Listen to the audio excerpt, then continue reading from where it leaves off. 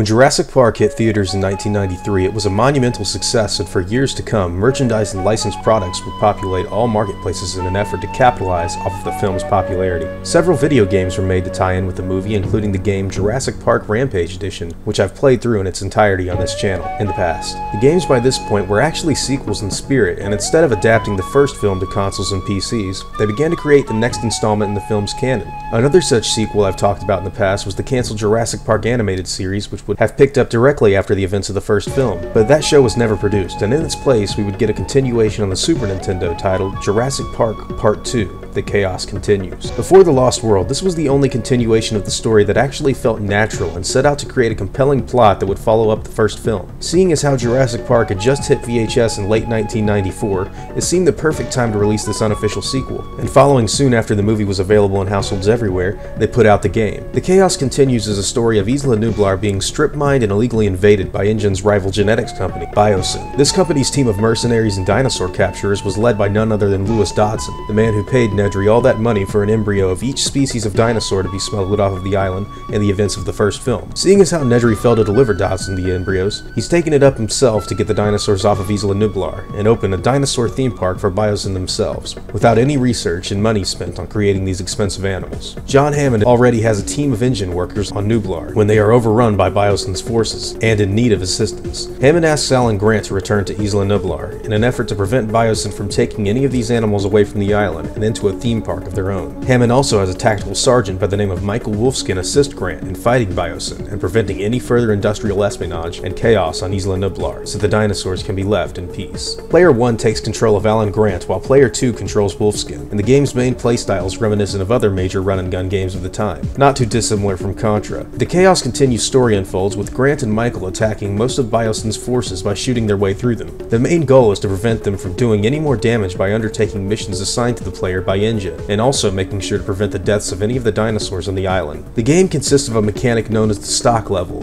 which is a tally of dinosaurs still living on the island. The stock level will decrease with each dinosaur the player kills, and when the stock reaches 0, the game is over. The only dinosaurs players can kill that won't affect the stock level are the deadly Velociraptors and the Tyrannosaurus. These dinosaurs are still seen as profoundly dangerous, and InGen doesn't care about their survival. Grant works his way through the island, saving scientists and catching spies within the company, as well as saving every non-lethal dinosaur he can, and his journey leads him through dense jungles, large open plains, and the top of a pteranodon-infested mountain. Eventually, Biosyn gets desperate and attempts to plant explosives in areas that Grant must go and defuse. This leads the player into the depths of large volcanic caves, where we see the raptors are breeding at an incredibly large rate. These nests are destroyed during the game, and we eventually end up fighting the Big Rex towards the end, as well as having a shootout with Biosyn's main helicopter in the sky over the island. When the game is eventually completed, we head back off into the sunset, in a scene very similar to the end of the original movie. The Chaos Continues is a game that many have found influential in creating Jurassic Park sequels, and its essence can be felt in both Crichton's work on the Lost World novel, as well as the film adaptation of that book,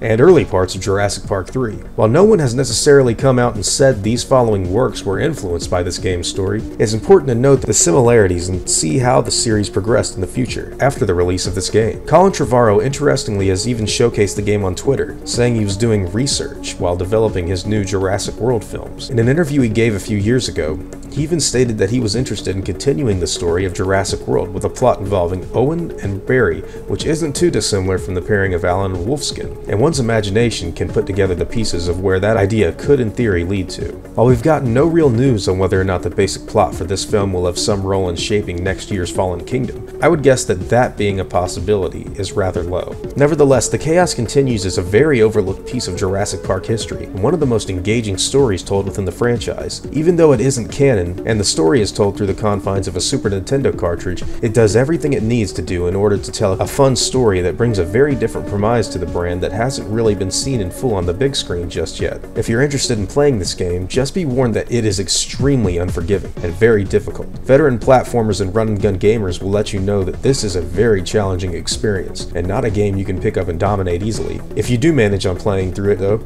you'll be in for a treat. Even though it's been out for a couple of decades, there's no reason fans of this series shouldn't give this game a chance to entertain them with excellent content. In the future, I've got a ton of videos planned, so make sure you subscribe to the channel to keep up to date with all my latest content. If you feel like I deserved it, I'd appreciate a like. As always guys, take it easy.